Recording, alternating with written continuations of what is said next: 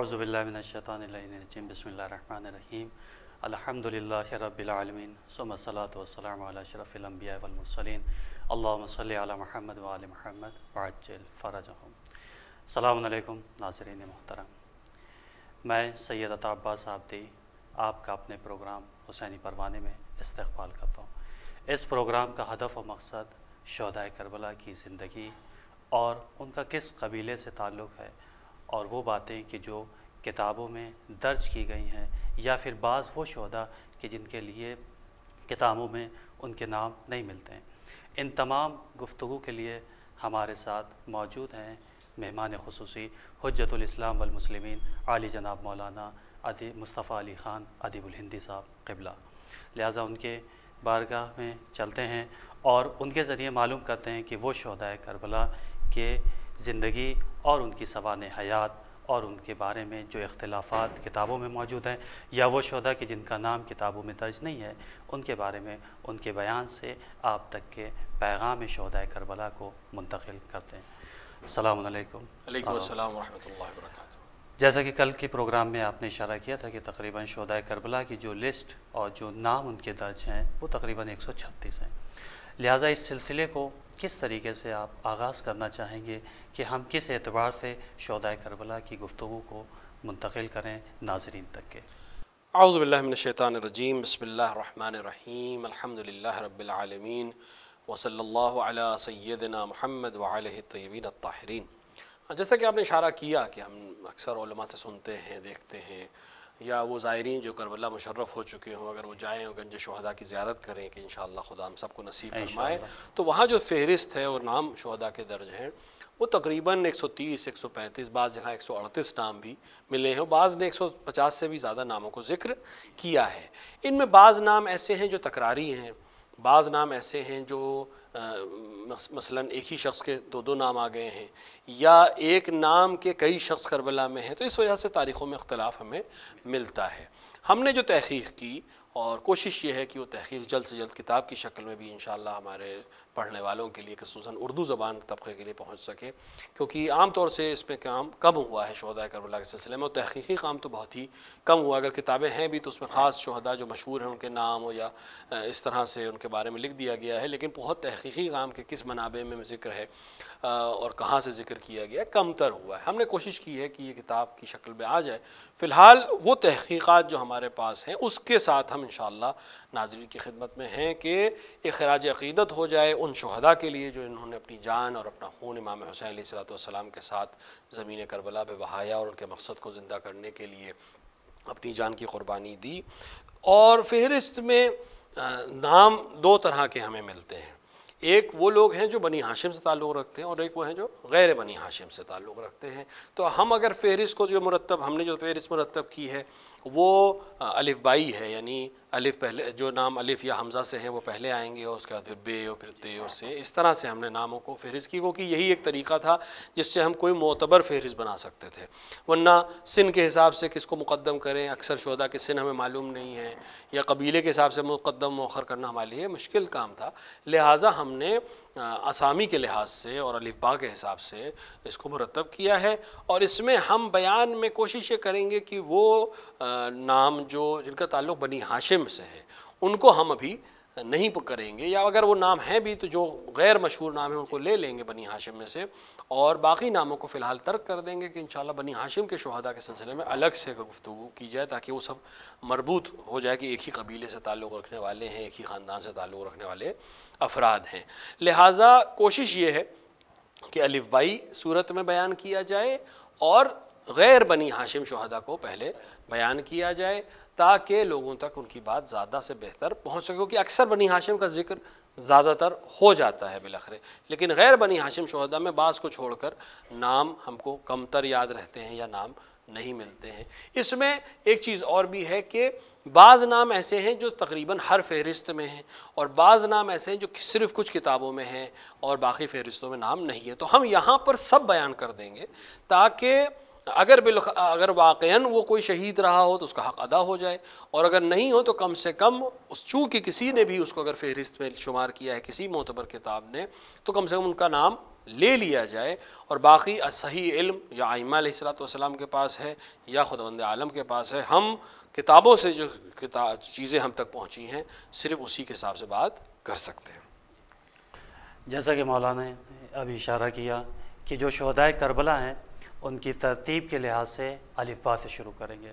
چونکہ اس کے اندر بہت سے ایسے شہدائے کربلا ہیں کہ جہاں کے اوپر کچھ نام ملتے ہیں، کچھ تکراری ہیں، کچھ کنیت کے اعتبار سے ہیں، کچھ اسامی کے لحاظ سے. لہذا بہتر اور مفید یہی ہے ہمارے لیے انشاءاللہ کہ ہم الف با کے اعتبار سے چلیں. لہذا مولانا سے یہ درخواست ہے کہ آپ کس شہید کو سب سے پہلے بیان کرنا چاہیں. دیکھیں، دو نام ملتے ہیں شہدائے کربلا میں کہ جن کا نام ابراہیم ہے،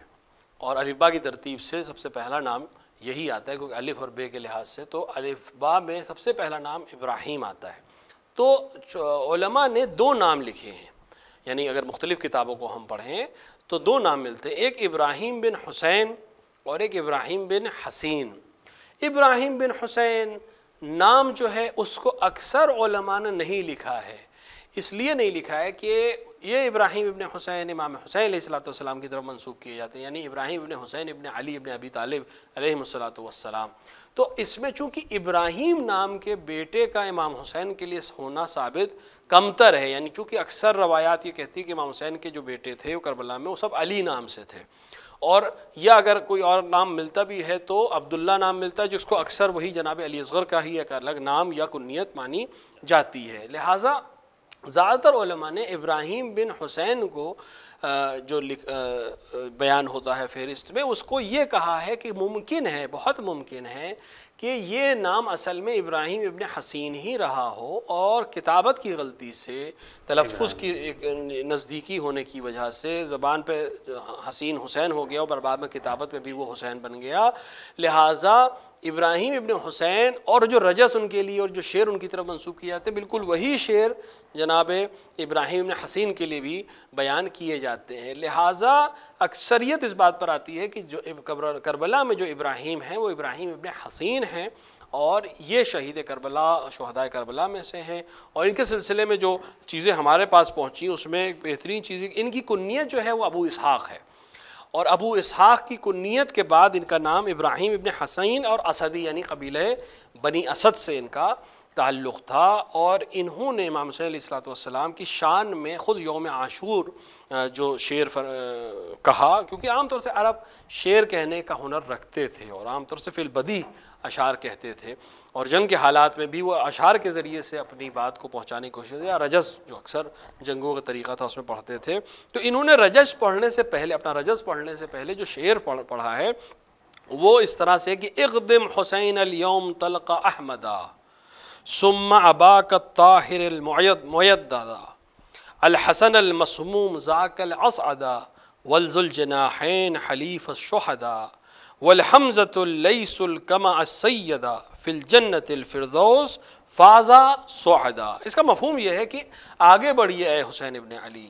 یعنی امام حسین علیہ الصلوۃ والسلام سے ارشاد فرما، یہ شخص کہہ رہا ہے، یعنی جناب ابراہیم ابن حسین اسدی یہ کہہ رہے ہیں کہ اے حسین آگے بڑھیے کہ آج کا دن، آج آپ کے جد جناب احمد مختار یعنی رسول اکرم صلی اللہ علیہ وآلہ وسلم سے ملاقات کا دن ہے،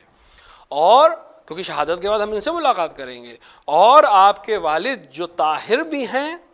اور معید بھی ہیں، یعنی جن کو تائید حاصل ہے خداوند عالم کی طرف سے، یعنی امام برحق ہونے کی تائید حاصل ہے، اور طاہر بھی ہیں، ان سے ملاقات کریں گے، اور حسن مسموم سے ملاقات کریں گے، یعنی امام حسن مجتبیٰ علیہ الصلوۃ والسلام سے جو سعادت کے مالک ہیں. وذل جناحین یعنی دو پروں کے مالک، جن کو ہم اردو زبان میں جعفر طیار کہتے ہیں، اڑنے جو حلیف ہے شہداء کے، یعنی شہداء ان کے اوپر غبطہ کریں گے یوم القیامہ ان کی عظمتوں کو دیکھنے کے بعد، تو ان سے ملاقات کا دن ہے. اور اسد اللہ اور اسد رسول یعنی جناب حمزہ سے ملاقات کا دن ہے، جو جنت میں کامیاب اور سعید زندگی گزار رہے ہیں. تو آج کا دن ان سے ملاقات کا دن ہے. اور اس کے بعد آپ مقتل میں گئے، جیسا کہ علماء نے لکھا ہے کہ اور مقتل میں پھر آپ نے جانے کے بعد ایک رجز پڑھا. آپ نے جو رجز پڑھا اس میں آپ نے کہا اضرب منکم مفصلا وساقا لیحرق اليوم دما احراقا وتزرق الموت ابا اسحاقا عنی بن الفاجر الفاسقہ، کہنا یہ چاہ رہے ہیں کہ آج میں تمہاری ہڈیوں کو تلوار سے تمہارے اوپر حملہ کروں گا اور تمہارے جوڑ اور بندوں کو میں اپنی تلوار سے توڑ دوں گا، اور آج کے دن میں تمہارے خون کو بہاؤں گا، اور اے ابو اسحاق، اپنے ہی آپ کو کہہ رہے ہیں، ابو اسحاق ان کی کنیت تھی، کہ آج میں ان دشمنوں کو جو فاسق اور فاجر ہیں ان کو میں موت عطا کروں گا، اور اس میں مجھے کسی قسم کا کوئی عار نہیں ہے۔ یہ کہنے کے بعد آپ نے میدان جنگ میں آپ تشریف لے گئے اور آپ نے عظیم جنگ کی، اور بعض روایات میں ہے کہ 50 کفار کو، بعض نے 84 کا ذکر کیا ہے کہ 84 دشمنان اہل بیت علیہ السلام کو آپ نے واصل جہنم کیا، اور اس کے بعد آپ کے اوپر حملہ کیا دشمنوں نے، تو پھر آپ تاب نہ لا سکے اور زمین پر گرے۔ امام حسین علیہ السلام نے بھی آپ کے لیے دعا فرمائی ہے۔ امام حسین کی ایک خاصیت یہ تھی یوم عاشور کہ کوئی بھی شہید جب زمین پہ گرتا تھا تو امام حسین سب سے پہلے اس کے پاس پہنچتے تھے، اور دوسروں سے بہت تیز رفتار امام حسین شہداء کی طرف جاتے تھے، اور یہ خاصیت ہے میدان کربلا کی، کیونکہ اگر آپ جنگوں کے احوال کو دیکھیں اور جنگ کے معاملات کو سمجھیں تو کوئی بھی فوج کا سردار جو ہوتا ہے وہ سپاہیوں کے گرنے پر اس کے جنازے پر نہیں جاتا، بعد میں ممکن ہے جو مجروح اس کے پاس گئے، کیونکہ جنگ کا اصول کے خلاف ہے کہ جو کمانڈر ان چیف ہو یا جو اصل لشکر کا سردار ہو وہ ایک دم آگے چلا جائے، ممکن ہے علمدار چلا جائے، ممکن ہے دوسرا سپاہی چلا جائے، لیکن خود سردار نہیں جاتا۔ لیکن امام حسین علیہ السلام نے خاصیت جو یوم عاشور کی ہے، یا شاید ان شہداء کا مقام اتنا زیادہ تھا، یا امام حسین علیہ السلام ان کی عظمت کو بیان کرنا چاہتے تھے کہ جو بھی گرتا تھا امام حسین سب سے پہلے اس کے بالین پہنچتے تھے اور اس سے بس باتیں کرتے تھے، اگر اس میں رمق باقی ہوتا تھا تو اس کے لیے وصیت سننے کی کوشش کرتے تھے، یا اس کو دعا دیتے تھے اور اس سے گفتگو کرتے تھے، اور یا اس کو بشارت دیتے تھے، تو خود یہ ایک اپنے آپ میں ایک بہت خاصیت ہے۔ تو امام حسین علیہ السلام کے بالین جا کر آپ کو دعا دی،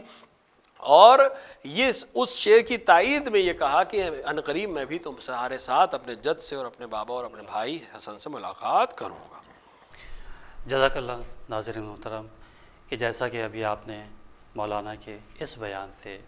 آپ کو مستفیض ہوئے، کہ اس بیان کے اندر مولانا نے اس طرف اشارہ کیا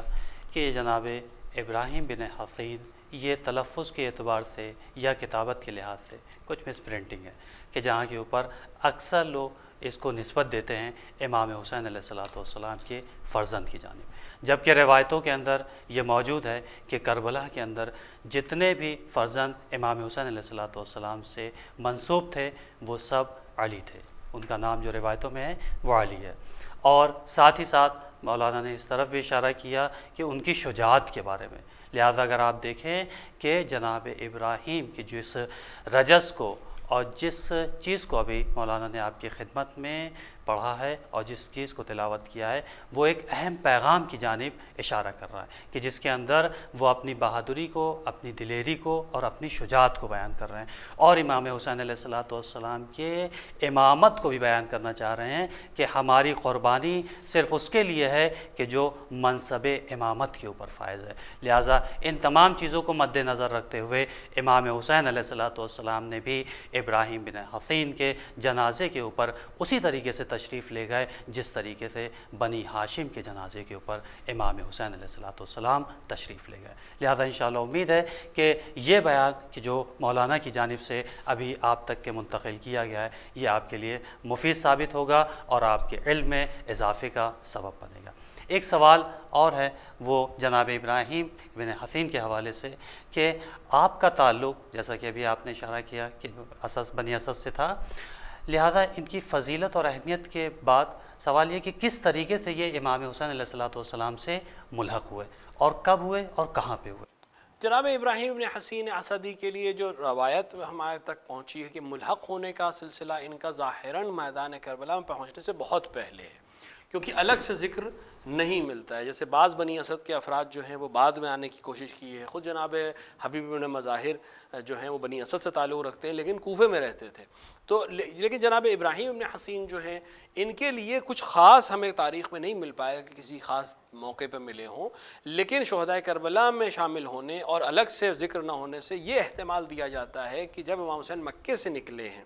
تو جو بہت سے افراد آپ کے ساتھ ہوئے یا بیچ راستے میں جو بہت سے لوگ افراد یہ سننے کے بعد کہ امام حسین مکے سے نکل چکے ہیں کوفے آنے کے لیے آپ سے ملحق ہوئے، ان میں جناب ابراہیم ابن حسین اسدی کو ہم ذکر کر سکتے ہیں کہ یہ پہلے سے ہی امام حسین علیہ السلام کے ساتھ تھے، اور بنی اسد کے دیگر افراد یا جیسے ابھی جناب ابو صعصع کا ذکر آئے گا وہ بعد میں آ کے کربلا میں ملحق ہوئے ہیں، ان سے یہ بہت پہلے امام حسین سے ملحق ہو چکے تھے۔ جیسا کہ مولانا نے اس جانب بھی اشارہ کیا کہ ابراہیم بن حسین کے حوالے سے کہ وہ کب امام حسین علیہ السلام سے ملحق ہوئے،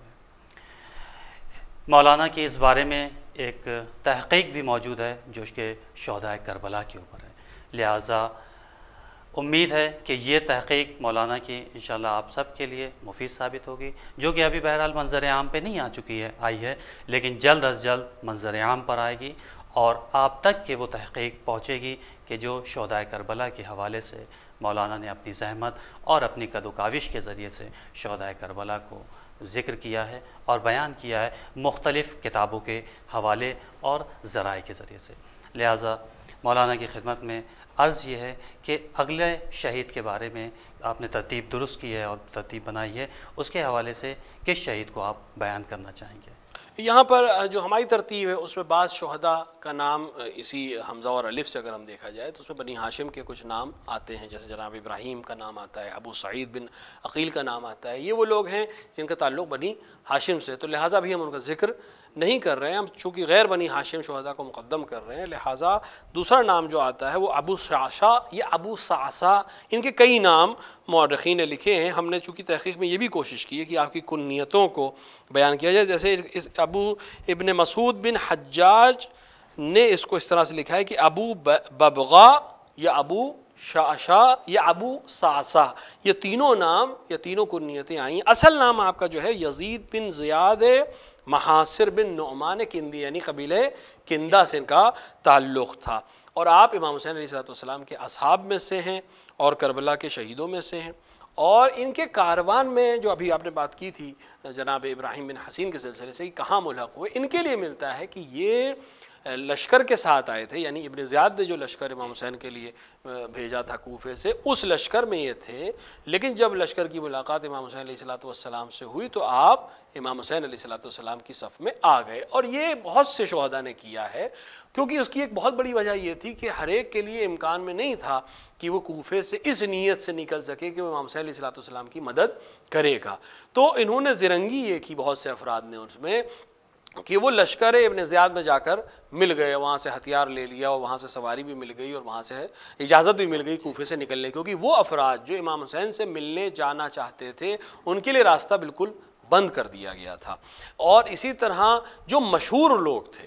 جن کے بارے میں یہ تھا کہ یہ حتماً امام حسین کی مدد کریں گے، یا ان کو گرفتار کر لیا گیا تھا یا ان کو نظر بند کر دیا گیا تھا، تو جو غیر معروف لوگ تھے جن کے اوپر معلوم نہیں تھا کہ واقعی امام حسین کے چاہنے والے ہیں یا نہیں ہیں، انہوں نے یہ کام اکثر یہ کیا کہ وہ لشکر میں شامل ہو گئے کوفے کے، اور جب کوفے کا لشکر امام حسین سے ملا جس مقام پر بھی ملا یہ اپنا گھوڑا دوڑا کر امام حسین کی صف میں آ گئے، کیونکہ اکثر یہ ہوتا تھا کہ دونوں لشکر ملے، گفتگو ہوئی، کچھ باتیں ہوئیں، تو روایت میں ملتا ہے کہ جب یہ